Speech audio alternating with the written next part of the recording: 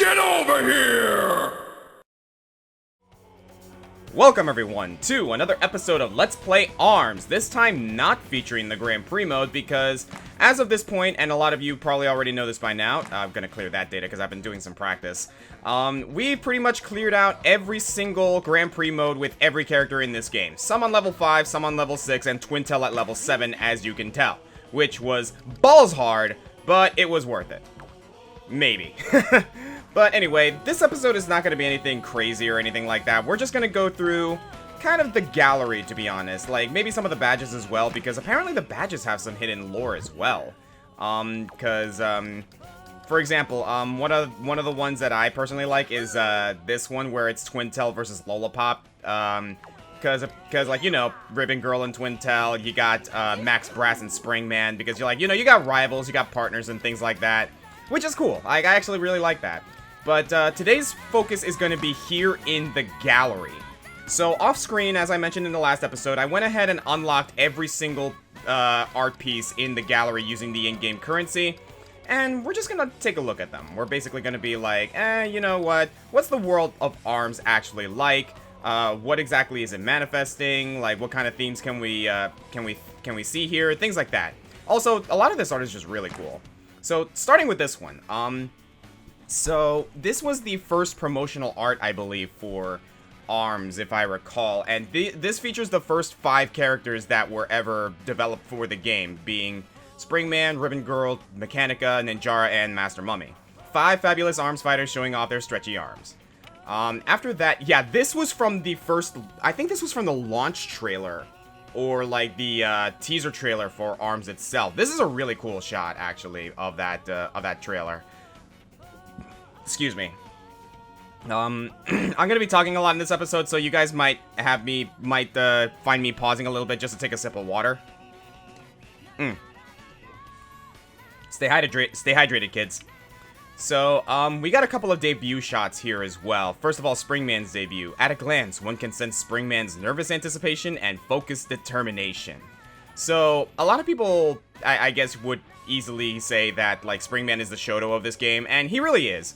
But I'd, like, be remiss to call him the typical, like, you know, oh, I'm going to go in and fight my hardest and everything. Springman has a surprising amount of depth, as we're going to see later on. He's not a complicated character, but there is more to him than just the springy arm man who goes in for a fight.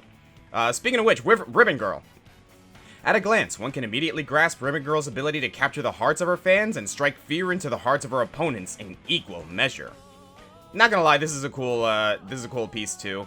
Not sure about striking fear, but that straight face of hers is a little intimidating, I'm not gonna lie. This is a cool one too. This one is like between, Springman and Ninjara. Offense and defense, advancing and retreating. A perfectly balanced fight. So I'm not familiar with the tier lists of this game. I don't know what the matchup spread is like between Springman and Ninjara. From what I'm to understand, Ninjara is like one of the better characters in this game. At least to my knowledge. I'm not entirely sure. Speaking of which, the championship, a fight for the history books. I was fired up announcing this one. So yeah, some of these are going to feature, I think actually most of these feature Biff saying the commentary. And this one, more like put up your Sparkies and toasters. Yeah, because they're using the Sparky and the toaster, yada yada. This is a cool one as well. Yeah, this one starts getting into a little bit of lore. Looking up to your hero takes on a whole new meaning for Mechanica when she has to block one of Ribbon Girl's mid-air punches. So yeah, it's established that Mechanica is a big fan of Ribbon Girl. And now going up against her, it's like, that's starstruck right there. That's total, like, you know, Deku versus All Might from My Hero. And I actually am going to make the My Hero comparison a lot here, and you'll see why later. Girl power! These 3 female fighters are as fierce as they are fearsome. I believe this was, not long after they announced Min Min in the game. And I just realized that Min Min has a bear on his dragon arm. That's adorable. Speaking of which, so Min Min being in Smash Brothers is a kind of a special thing because, I tried her out. She's really fun, but really unintuitive. But I'm not gonna lie, she is really cool. And I'm happy to see Min Min again in the game. Speaking of characters I want to see in Smash Brothers, stars collide with no shortage of fans cheering them on. which star can shine the brightest. So yeah, a lot of people really wanted Twin Tail. I saw some like controversial videos or like a couple of things here and there that were controversial, talking about how, like, you know, apparently Twin Tail should have been the one instead of Min Min because of, like, you know, some sort of stupid reasons, to be honest. It's like, guys, just let them do what they do, you know? Like, Min Min's in the game, there's, like, no amount of complaining and no amount of whining is gonna change that, so get over it. If you don't like the character, don't play the character. Speaking of characters I like, Kid Cobra. Whatever Kid Cobra is thinking, his piercing gaze sure gets the heart racing. Kid Cobra is a special situation in this game, which I will also get later on. It does give us a little bit of an explanation. But yeah, Kid Cobra just oozes coolness, not gonna lie. Helix awakes. Not sure if I should be reporting this, but a buddy of mine who works at ARMS Labs told me that Helix busted out of his cultivation tube a bit earlier than planned. So, is Helix an unfinished project? Maybe? Who knows? A star's aura. In addition to blocking incoming arms, Twin Tail's aura has a beguiling fragrance with top notes of jasmine and rose atop a base of knock you out. I like that, actually. So yeah, apparently Twin Tail's really big on like perfumes and whatnot, because one of her hobbies that was mentioned in the arcade mode is that she likes smelling fragrances, which I find is interesting. But yeah, she definitely peruses the perfume aisle. Here's another really cool cool piece of art. Victory pose. What better way to celebrate a victory than with a powerful kick that cuts through the air? You can almost feel the gust against your face. Yeah, that just like the one that she does in the actual trailer. Or in the actual, in Smash Brothers and whatnot. I like Min Min a lot. Like, I'm not as crazy about Min Min as other people are. I'm going to openly admit that right now. But I'd be lying if I said I didn't think this character was awesome. Bite and Bark, Buddy Cops. Nothing says teamwork like Bite and Bark joining forces for their rush attack. This is very, fitting for something later on. Again, a lot of the, nuance of these characters and the world of ARMS in general is going to get explained in some of the later pieces of art that we're gonna see.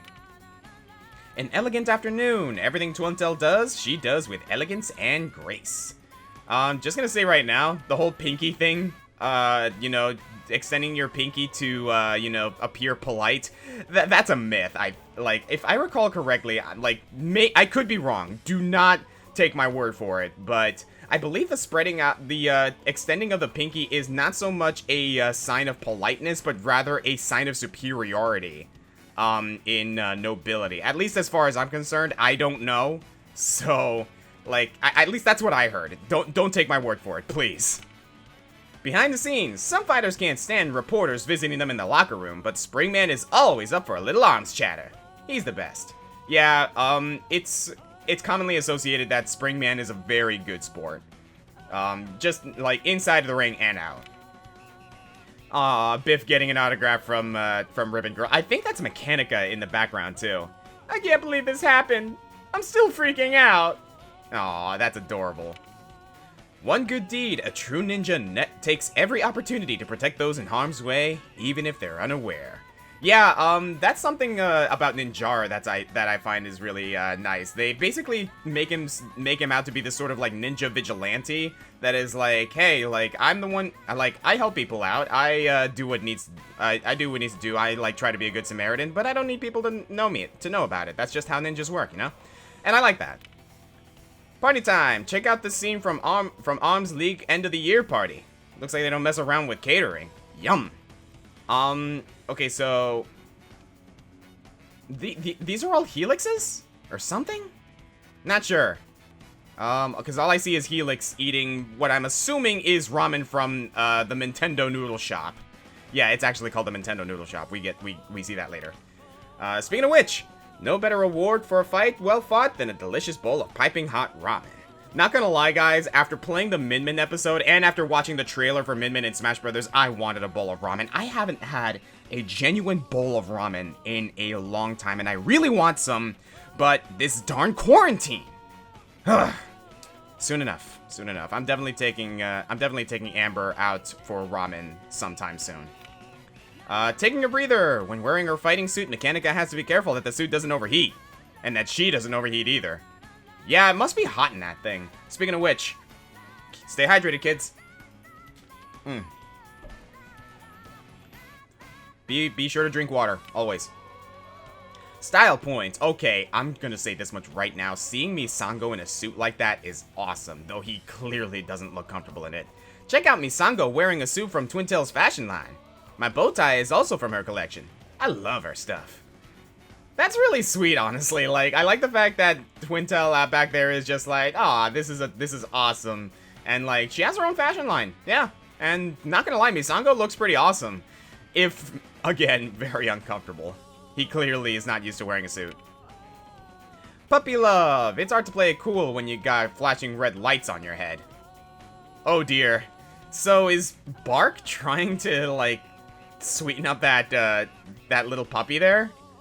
Who knows, but again, Bark's a bot. Eh. Snake Charmer. When not fighting or snakeboarding, Kid Cobra keeps his snake-like reflexes sharp the old-fashioned way. By snake charming? I mean, okay. Admittedly, this is a cool little bit. Okay, this I think was when Lollipop was revealed as a new fighter. Looks like the Ladies of Arms were just as fascinated as the fans when they found out that Lollipop was joining their ranks. So yeah, apparently Lollipop has a reputation already as a street performer in Via Dolce, and it was actually quite a surprise to a lot of people that she decided to join the Arms League. Why does Min Min not look happy about this? Seriously, like, you got Twintail and Ribbon Girl up there looking pretty happy about it. Mechanica's clearly enjoying herself, but Min Min looks perpetually fucking pissed. She does not seem happy about Lollipop joining the ranks. Is there beef there, Min Min? Move out. Evil won't escape their reach. Arms Rangers, move out. Arms Rangers. Okay, I understand Bite, Bark, and Mechanica, and maybe Helix, but Headlock and Springtron? There's a fantasy here. I don't know. Maybe this is a comic of some sort. Okay, this is one of my favorite pieces from this collection. Test of Strength. This arm wrestling showdown started off as a friendly competition, but soon turned into an all-out grudge match. We're gonna need a new table. I love the expressions on both Max Brass and Master Mummy in this piece. They like that's the main thing about the Arms art style, and like not just in game but also with the concept art in general, like this one. The characters in this game are absolutely freaking expressive. I love the amount of character that every single fighter in this game has. Speaking of which, oh boy, Twintail. Whew. Yeah, looking good there. Looking good. Very good. Having extendable arms is great, but arms fighters still have to put in that gym time to stay on top of their game. No pain, no gain. I like the fact that Twintail is not above exercising her own arms, along with the hair arms, quote unquote. There is an explanation for that, and again, we'll get into that later. Also, Springman, you need a little help there? You good? Ribbon collection. Our girls got ribbons in every possible style, but which to wear today? Typical, oh, I don't know what ribbon to wear today. Those are some nice ribbons, actually, now that I see it. Especially the one down there, that looks kind of like a flower. I'm not entirely sure what that style is supposed to be, but it looks nice. You know, it would be cool if Ribbon Girl wore a different ribbon for, like, depending on which opponent she fought. I don't know, just a thought. When I first tried Helix Juice, I think he was watching me too. Helix Juice? I don't want to know. Okay, you know what bugs me about Helix now that I think about it? You know what he looks like? He looks like those maggot enemies from freaking Hollow Knight, the ones in the Royal Waterways. Ugh. Oh, I can't unsee it now. Okay, moving on. Pizza party. Springman loves pizza. It's a good thing he trained so hard. This was his 5th slice, and he wasn't even close to done. Hey, Springman, the Ninja Turtles called. They want their pizza back. Twilight in Autumn. This is a nice little pick. It's a simple one, but it's nice. When not fighting, Mechanica's suit doubles as her personal portable library. I think the game established Mechanica as being 15 years old, if I recall. So, it's, like, she's definitely, like, a child genius. And I do like the fact that they allowed her in the Arms League. Oh god, I'm getting some, like, early quarantine COVID-19 vibes from this. When something you use a lot is on sale, you gotta stock up. Look, okay, I take the piss on that one, but at least I can understand why Master Mummy stocks up on...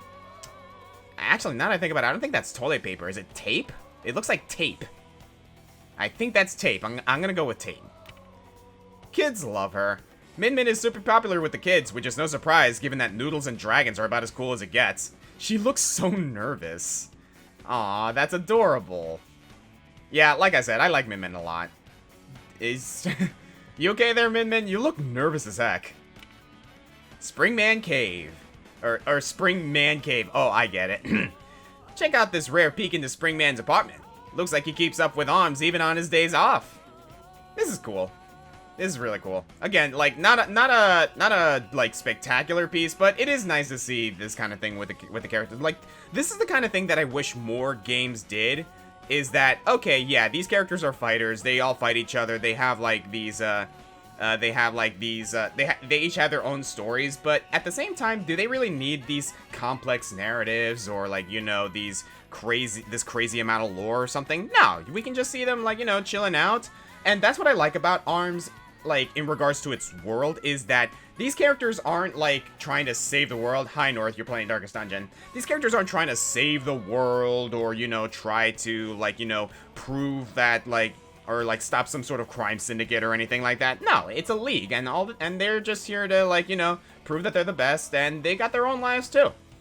Even like the antagonists like Dr. Coyle and whatnot, like at the end of the day, like yeah, she's kind of an antagonist, but she's not a villain. She's kind of just obsessed. So again, we'll get into more of that later, but that I wish more fighting games did that. Like instead of having these like it's fine to have complex, like, you know, storylines like, say, BlazBlue or Skullgirls or whatnot, but I do want more fighting games where it's just guys fighting, you know? Guys fighting, and when they're out of the ring, they kind of just chill and have a coffee together. I want to see more of that. Street performance. It's hard to sell my famous ARMS cookies when competing with Lollipop. Oh my god, Biff looks upset there. But hey, you can't deny Lollipop's charm. I find it so weird that Lollipop is one of the few clowns in gaming that I actually like. Like, everything about her design tells me that I shouldn't like her, and yet I do. Maybe it's because she's fun to play, who knows, but I think also it's her voice. She has a very charming voice, she has a very infectious smile. I like Lollipop a lot, and not gonna lie, like, that surprises me sometimes.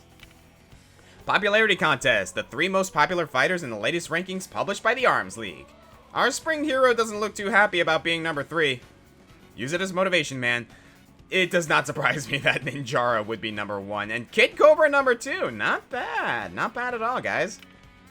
Oh, okay. Here's our first vision of first view of Misango. Apparently, Misango starts each day at the temple grounds with this impressive workout. I hear he's also responsible for repairing those pillars whenever they're damaged. Which would explain why the Misangan tribe has no quarrel having that courtyard in the Misangan temple as a battleground, because those pillars get destroyed a lot, so I'm assuming that Misango is basically like, alright, gotta go repair these again. I imagine that's part of his workout too. Goodness gracious, dude, how do you work out like that? That is insane. Miss Fix-It. Mechanica is as brilliant an engineer as she is a fighter. The ARMS League often hires her to help with advanced repairs. So this gets into a little bit more lore. Like, when, again, this is me kind of digging into it more than I reasonably should. Also, it looks like she drinks Helix juice. So the cool thing about this shot is that I think Mechanica actually works at ARMS Labs. Like, you can see her repairing a boomerang, and you see, like, and you see her suit back there and everything, and we're gonna get into another piece. I think it's after this one, maybe, but I'm pretty sure Mechanica actually works for ARMS Labs. I'll elaborate that in a bit. Good hydration. It's important for ARMS fighters to stay hydrated, especially after an intense workout. Helix may have overdone it, though. Yeah, kinda. Speaking of which, I'm gonna hydrate right now.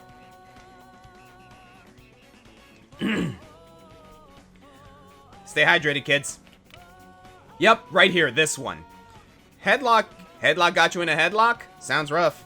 but Mechanica takes care of her customers in order of arrival, so keep it down, will ya?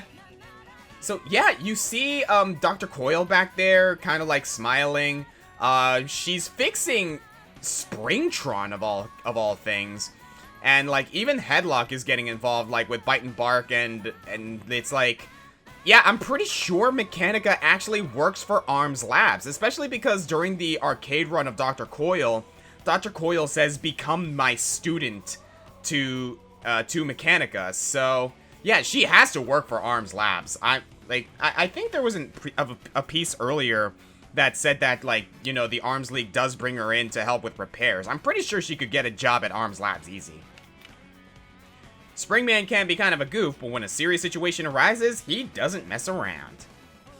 Yeah, so these characters do have heroes and whatnot, like, are kind of like heroes, and they are celebrated, which, again, that's going to be explained in a later piece, but I do like the fact that these guys are heroes while also being fighters, but they're not, like, crazy celebrated heroes. They're more along the lines of, like, hey, I have this power, I might as well go ahead and use it for a good cause, you know? Circus act. On our days off, some of us get together to do a little circus act. As you could probably guess, Lollipop is the star of the show, which doesn't look like Springman's all too happy about it. It's definitely clear that Springman doesn't like being second banana. But, hey, you gotta admire Lollipop. I also like the fact that Master Mummy gets involved in these kinds of things. This is a nice shot. Like, it's a simple one, but it's a nice shot. Springman stopped by to check out the sparring ring the day before it opened to the public. Like, it's not a necessarily complex shot, but I really like it. It's just, you know, Springman being a dude. And again, like, this is what I was talking about earlier. I like it when a game just lets characters be people, you know? They don't have to be, like, crazy heroes or crazy villains or crazy, like, legends or whatnot. Nah, like, sometimes a video game character can just be a person. And I do want to see more of that. Ooh, I like this art a lot. I can't be sure, but I have a sense that this image shows Springtron at the very moment he first powered up. Straight up, he looks intimidating. Springtron kind of had to grow on me, and part of it was this art that you can see him in. Like, it's clear that he basically has the motivation to be the best. But, again, it's not like Akuma, where, like, you know, he embraces the Dark Hado, or it's like, you know, Metal Sonic, who clearly has, like, evil intentions or whatnot. But, nah, like, Springtron, he just wants to be the best. He's prepared to do he's prepared to play dirty in order to do it, but at the end of the day, like, he's not out to conquer the world or anything, he just wants to be the strongest. But, yeah. I don't know, like, it's hard for me to see any of the characters in ARMS as, like, villains, because they kinda aren't. Speaking of which, world's finest intellect. After years of research, Dr. Coil decided it was finally time to put what she learned into practice in the ring. Yeah, it's established that Dr. Coil is a natural genius. Like, she is a highly intelligent person who has the physique and the skills to back up her superiority in the ring. And yeah, Dr. Coil looks kind of like, yeah, you know, I'm ready to do what I gotta. Would you mind turning the camera away, please? It looks like she was, like, caught off guard and, like, had a shot taken of her, and she was like, oh, gotta smile for the camera, whoops. I like Dr. Coil, I really do. This shocking image shows Dr. Coil hard at work conducting secret research in her lab. And yeah, you can see that she might, yeah, they're like Helix units, like her assistants in the laboratory. Maybe? Something like that? Aw, this is a cute one. I've been good all year, so surely Ribbon Claws will... Huh? I'm too old? Sorry, Biff. But this is a cool shot. I'm not gonna lie. I'm pretty sure they made this, like, to celebrate Christmas or something. And speaking of which, we got a Halloween one right here. Trick or treat! Check out Min Min and Master Mummy all dressed up for Halloween. Well, I guess Master Mummy is always ready for trick or treating. No lie, Min Min looks kind of cool. Yeah. Master Mummy, you don't look too happy to be here. Are you alright? Oh, I like this. I like this art a lot. This actually exemplifies something that I also like seeing in video games. Characters in alternate costumes, and I wish we could see this kind of thing in the actual, like, you know, fights, but seeing it in art is still cool, and this is why people love fan art as well. Because, like, not gonna lie, Kid Cobra and Ninjara look really cool. Min Min looks beautiful back there, not gonna lie. In Japan, playing with spinning tops is a traditional way to celebrate the new year. Looks like Kid Cobra and Ninjara found a way to put their own spin on things. I'm taking a sip after that one. Don't worry, it's just water. And Arms Launch Day! What a day! Waving that huge banner was a lot harder than it looked. Yeah, Biff. But yeah, I believe this is the original cast during launch, and then the later characters like Dr. Coil and Lollipop were added later. This is one of my favorite pieces in this entire collection. I love this shot. Check out these ARMS fighters in their street clothes, helping promote ARMS badges. Gotta say, this is a stylish bunch. Okay, I'm gonna remove the text here for a minute. Hi, Helix. But, ah, man, this is a cool shot. Like, again, it's just these guys, it's just these characters being people. They're just in street clothes, and yet they look so awesome. Like, I love the jacket and the scarf on Ninjara. Min Min looks adorable in that sweater.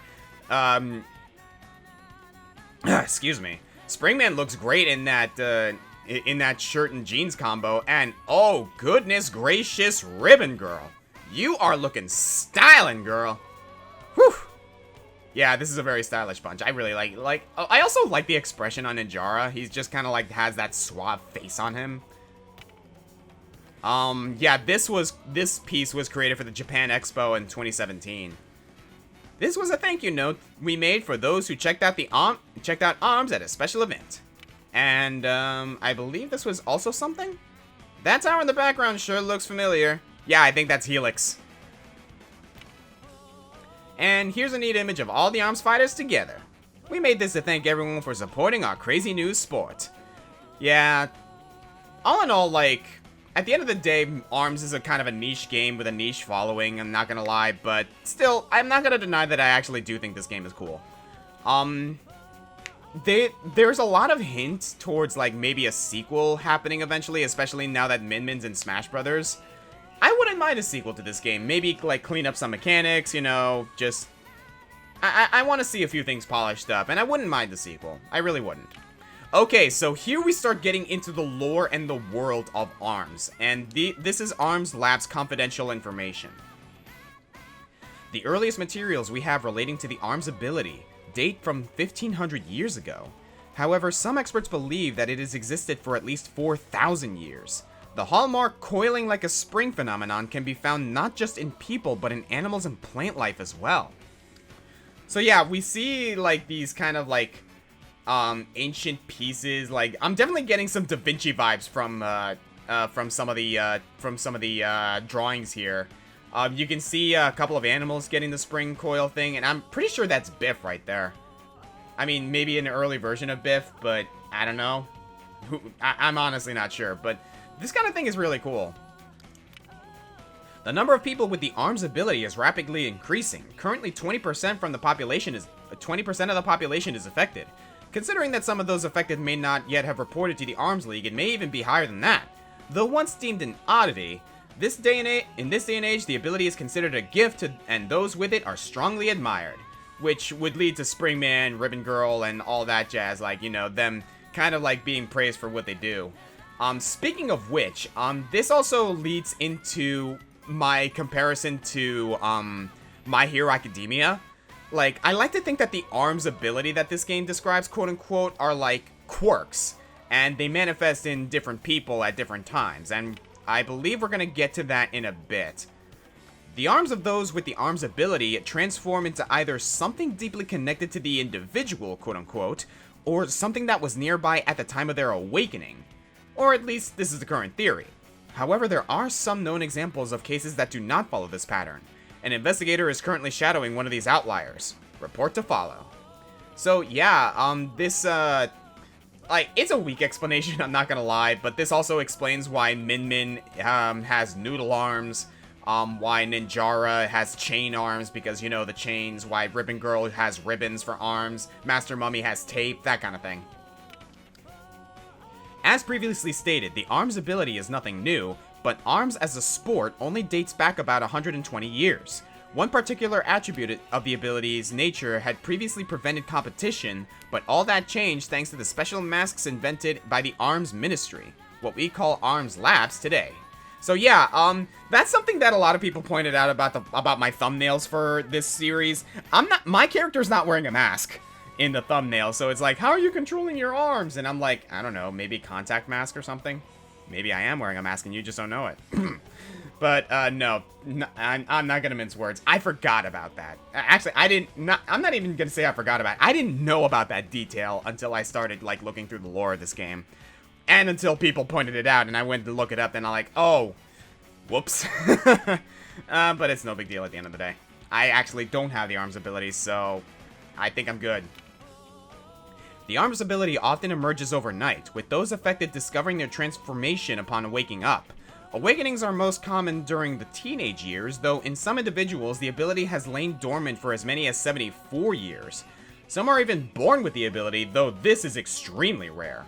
So yeah, again, that's why I compare the ARMS ability to quirks, and why I compare this to the My Hero universe. It's basically like, okay, so some people have it, some people don't, and it just manifests, you know? However, unlike in the My Hero Academia universe, where quirks are a lot more common, I believe in the ARMS, like it said, in the ARMS world, only about 20% of the population is affected, so it's not a lot, but it's plenty still. Based on our current research, only 1 in 100,000 individuals is born with the ARMS ability already manifest. In the current league, Kid Cobra is the only example of this. He never removes his mask and has never disclosed anything about his family. He presents an extremely rare and interesting subject. Investigation of him must be prioritized. So yeah, this is definitely someone in the ARMS labs.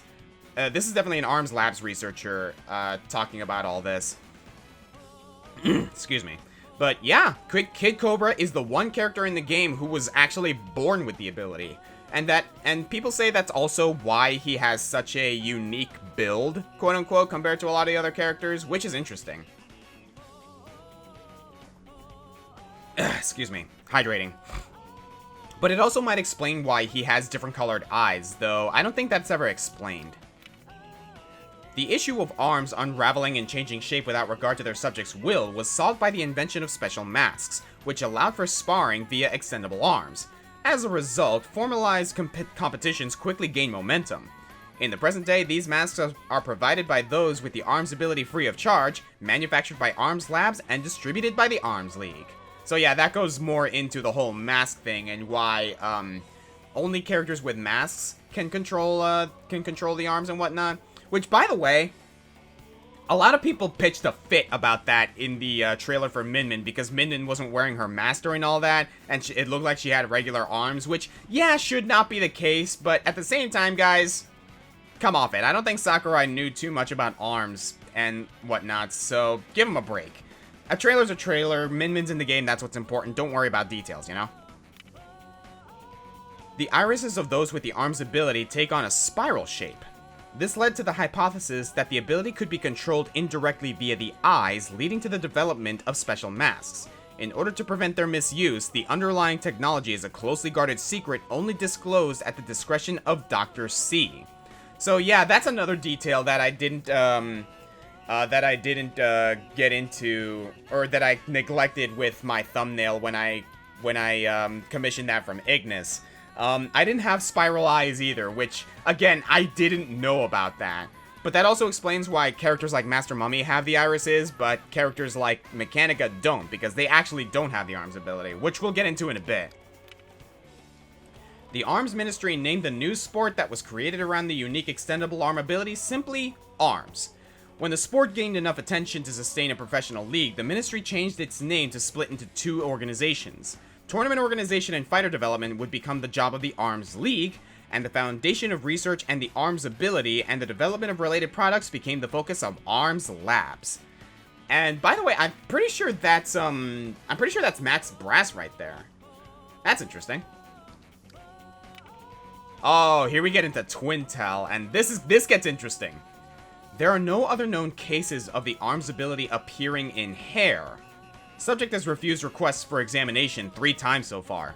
We sent a few staff members to infiltrate and hopefully return with some stray hairs, but we've lost communication with all of them. Perhaps she doesn't even have the true arms ability. But then how do you explain the eyes?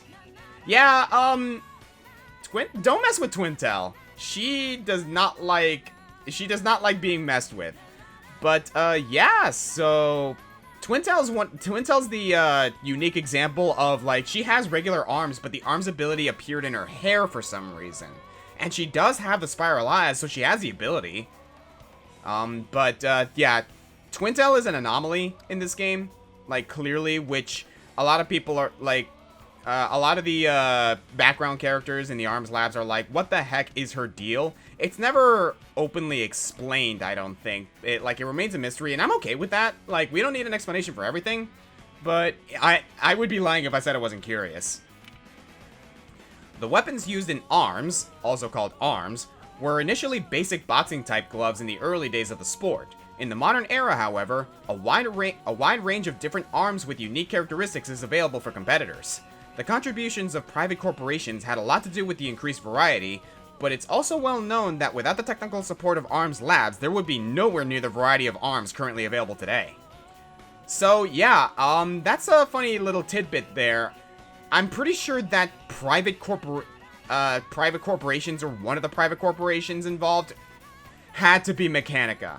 Like, again, like, I'm pretty sure Mechanica works at ARMS Labs, but she probably works for her own thing as well. Like, her intellect and her mechanical suit and everything had to come from somewhere. She probably, like, well, okay, no, actually, now that I think about it, she works at the scrapyard.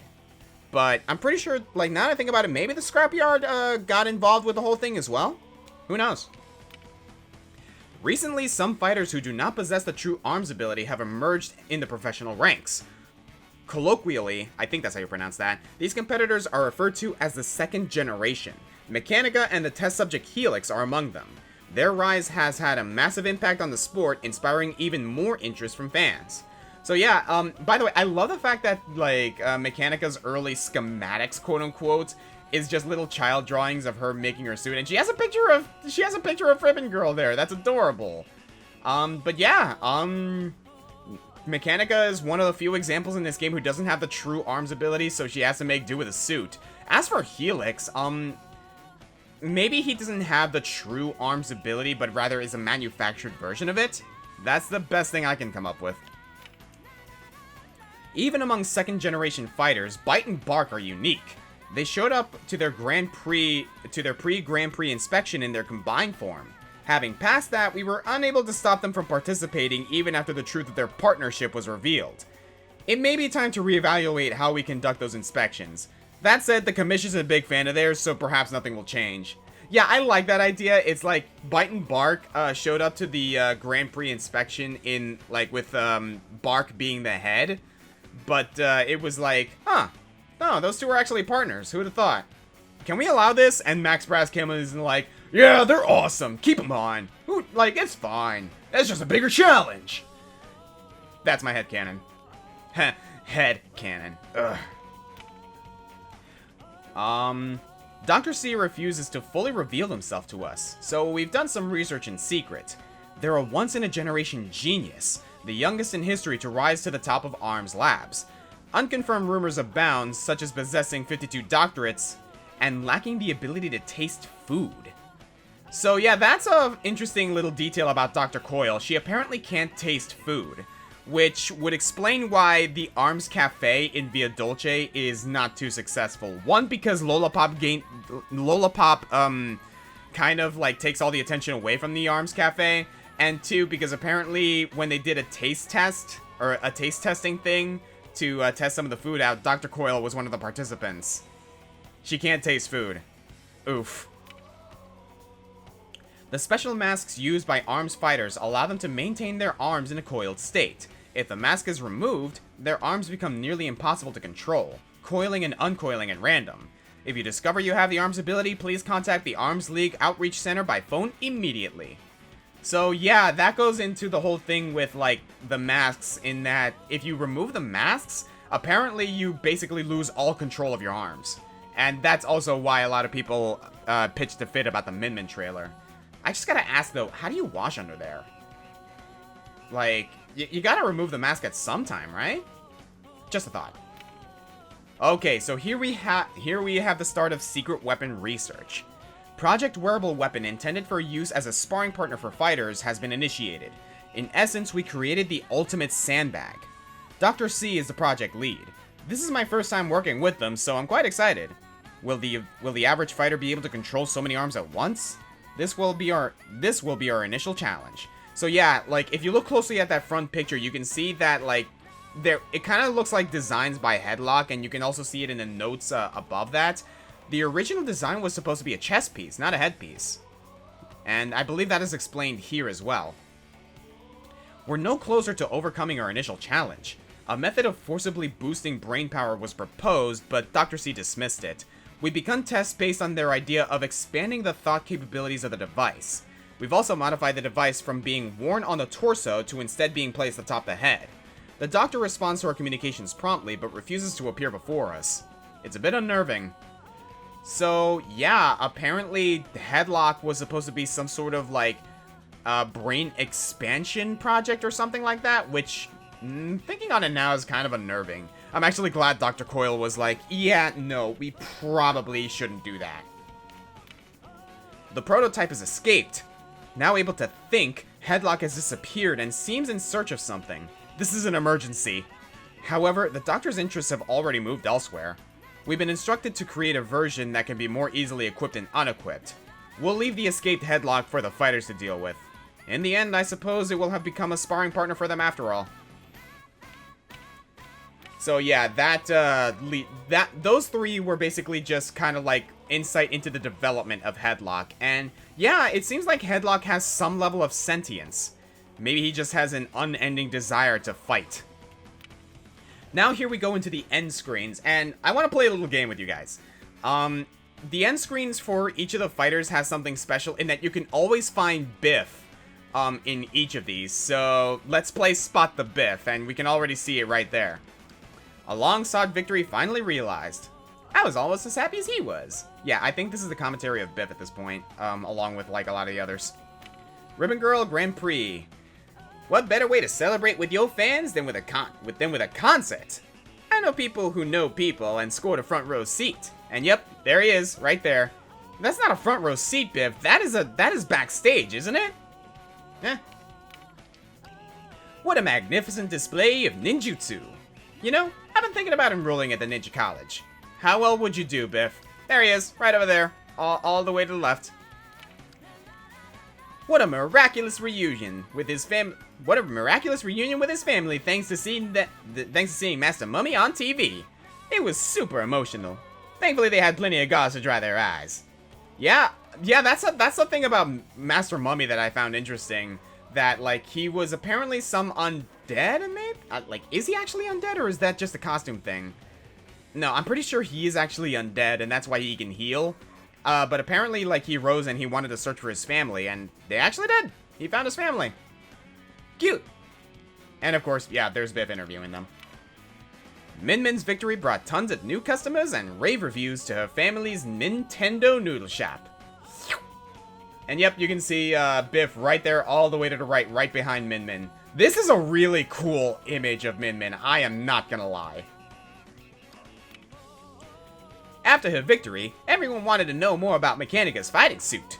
Frankly, her lecture about it was a bit, okay, like a million miles over my head. And yeah, you can see Biff right there in the front row, like you can see the little fist on top of his head. So yeah. Victory made Twin Tails movies even more popular than before. The rise of her star knows no limits. She's a supernova. And yep, you can see Biff right there in the audience looking back at us. Those are some freaky eyes, dude. Winning the Grand Prix earned Bite and Bach a much-needed vacation. Lounge chairs and fruity drinks? That's my kind of beach patrol. Can Bite drink? Can he actually drink that? Who knows? Oh, by the way, Biff, right there, all the way to the left. He's the little statue, the hula dancing statue. Victory has elevated Kid Cobra's popularity into the stratosphere. Getting a selfie with him is the ultimate bragging right, even for me. And yep, he's right there, all the way to the left, right behind the girls right there. It's funny how, like, everyone's kind of like these basic drawings and whatnot, and yet Kid Cobra is like this really, really detailed dude right there. But I think that's part of the charm with the arms, art style, is that, like, it kind of has clashing, art styles every now and again, which is cool. After his big win, Helix returned to the empty lab. But don't worry, I'm looking after him. Yeah, you can see Biff right there behind the broken glass. This is a creepy image, I'm not gonna lie. Ugh. You know what? He looks like Mr. Popo. Ugh. The commish adds yet another championship belt to his collection. Dude, this dude's won a lot of tournaments. Holy smoke. And yeah, you can see Biff right there behind the belt on the table. He's on the milk carton. This is a cool shot. Lola Pop used her Grand Prix prize money to open the Circus of her dreams. She even hired me to help spread the word. And yeah, you can see Biff on the poster there behind Lola Pop's right arm. This is a really cool image. It's like, yeah, Lola Pop's kind of ridiculous, but she also is a very striking performer. I like this image a lot. Misango invited me along for his celebratory trip back to his homeland. And man, the Misangans were sure happy to see me for some reason. This is a cute little picture. And yeah, obviously Biff is right there because he got invited. Misango's cool. Like, I cannot express that enough. Misango's really cool. After Springtron's victory, a lone child approached him before anyone noticed. My heart was in my throat. Yeah, this is actually kind of cool. It's like, by the way, Biff is right there, wondering if the child's gonna be okay. Everyone seems so worried, but the kid looks so nervous. Like, she just wanted to meet Springtron, and Springtron's just there. It's like, yeah, okay, sure. I'm pretty sure after he actually won the tournament, he's like, I feel pretty good now. Sure. Oh, this image. This is... Sorry, no comment. Memories are a precious thing. So, a lot of you pointed this out during the Dr. Coyle episode. I did not notice this before, and I'm glad you guys, mentioned it to me. This is a photo that's taped back together. By the way, you can see Biff all the way down there at the, bottom right-hand corner. But, yeah, so... This is what I'm interpreting from all this. Apparently, Dr. Coyle and Max Brass were involved in some way. Either they were close friends or maybe even a couple. But something happened between the two. They had a falling out. Max Brass said something to Dr. Coyle that made her go apeshit, and she basically just tore this picture apart and broke ties. But after the tournament, I assume that after the tournament and saving Max Brass from Headlock, they may have patched things back together, and Dr. Coyle was like, yeah, okay. And she taped the picture back together as a way of making amends. At least that's what I like to think. Like, again, I don't really see Dr. Coyle as a villain. She's just kind of obsessed with arms, and I'm pretty sure that's part of the falling out where Max Brass was like, hey, I'm just treating this like a sport. You're taking this a little too seriously, and Dr. Coyle, like, kind of, like, went nuts after that.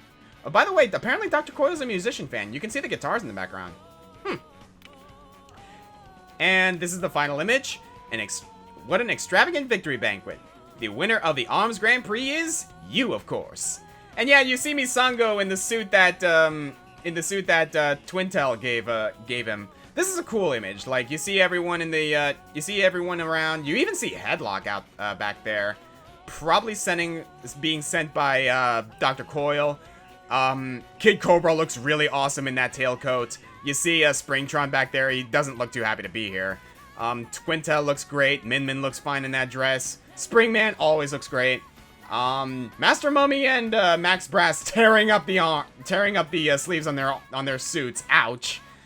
Yeah, I like this image a lot. So yeah, I believe that's all of the art pieces in this gallery. And again, I like the world that this game built. Like, it's nothing too crazy. It's nothing too, like, you know, apocalyptic. It's nothing like Blaze Blue or Guilty Gear or anything, but I like that, honestly. It's just a bunch of dudes trying to be their best and having a good time, and when they're out of the ring, they're just normal people, you know? And I like that. So we still have some unfinished business here. So a lot of people wanted me to take on Springtron. However, we are not going to do that this time around. I'm actually going to save this for one more episode because I did a few practice runs, and I'm gonna say this much right now.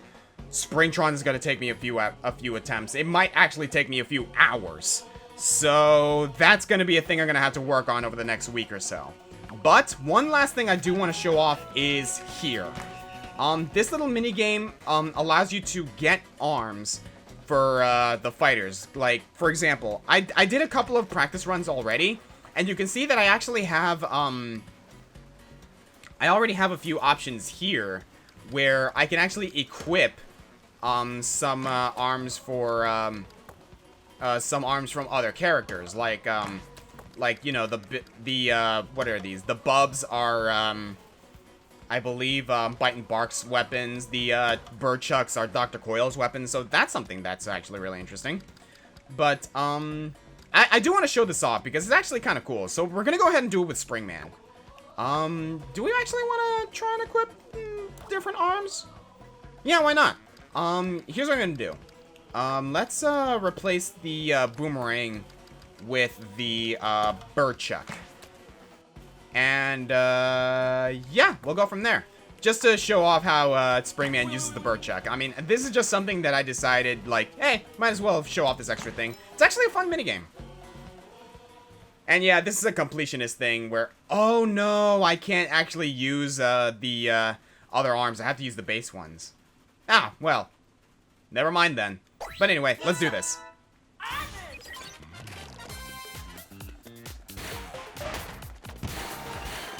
Okay, there we go. So yeah, I basically have to like, I basically have to like try and get as many points as I can. It's basically like skill shot.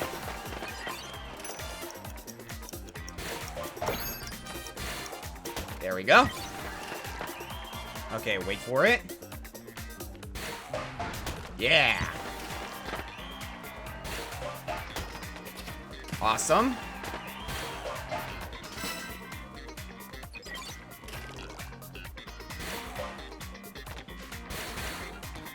Okay, got it.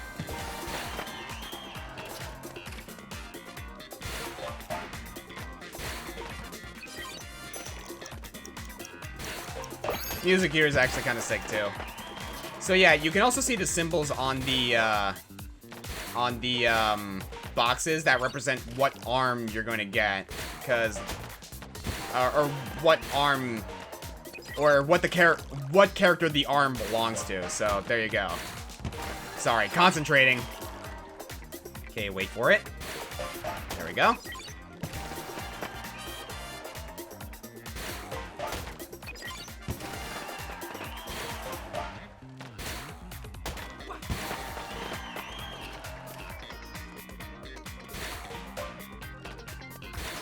There we go.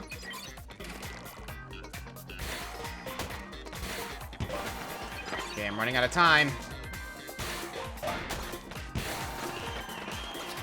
Can I get a timer? Yes. Yeah, baby. Can I wait for it?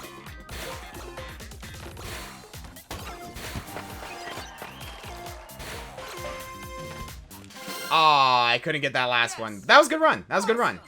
Okay, so for Springman, we got the Slap-O-Mander, which is Ribbon Girl's weapon. We got the Blorb, which I believe is Helix's weapon. Big, bouncy, bulbous blobs of unknown origin. The latest research suggests that they are very sticky and have a fantastic fruit-like flavor. Ugh. The Crackers. Their generous spread attack feels like a party, shooting out stars in a spiral configuration. They just scream, congrats, now burn. I believe that's Bite and Bark's weapon. We got the Ice Dragon from Helix. These 4,000-year-old cooling machines take a bit to warm up, but they'll freeze opponents in their tracks quicker than the snow on a school day. Alright, Ribbon Girl, we got the Toasters!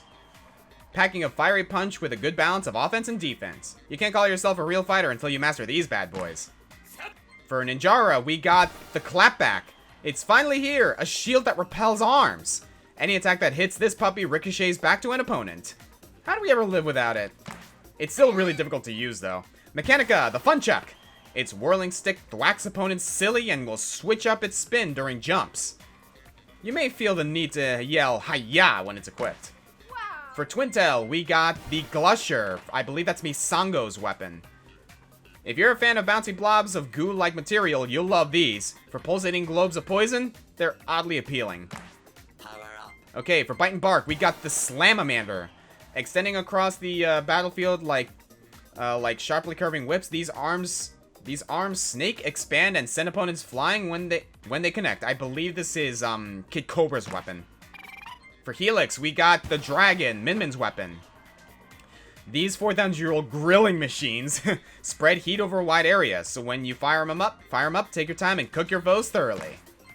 We also, for Helix, got the Tri-Bolt. Featuring a wide attack range, these are good for quick strikes and slowing opponents down. Highly recommended if you have bad aim.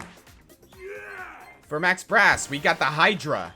These jump-busting arms fire out 3 shots in a vertical stack. They're great for keeping ballistic heat on top of on any hop-happy opponents. For Lollipop, we got the Ram Ram, Min-Min's weapon. That same curving path you know and love, now with fire. Great for charring opponents quick and thoroughly, or for cooking dinner. For Misango, we got the Lockjaw. Cobbled together using spare parts from another Arms Lab creation, this baby breathes fire. Its developers think it's adorable. It's really not. We also got Parabola, the true DIY gem made out of an umbrella, some infrared sensors, and an outdated electrode. Low cost, but highly effective. We also got the Thunderbird. A bird in the hand is worth 2 in an opponent's face, especially if they're electrically charged and ready to attack from any direction.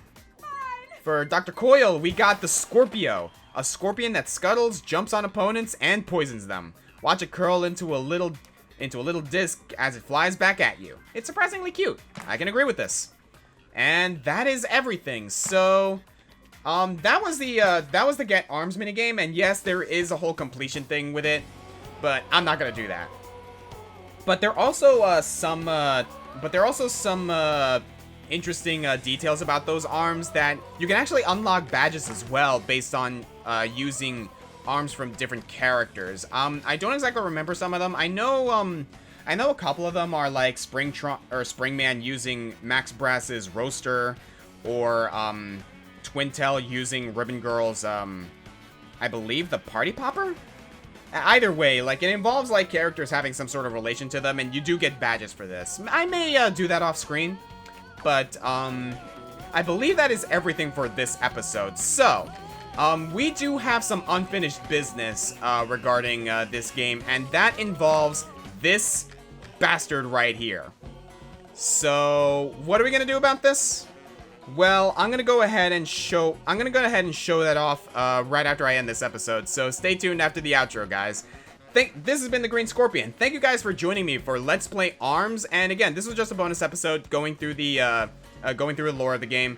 But in the last episode of this series, we're going to take down Springtron once and for all, and we're doing it in style. See you guys then.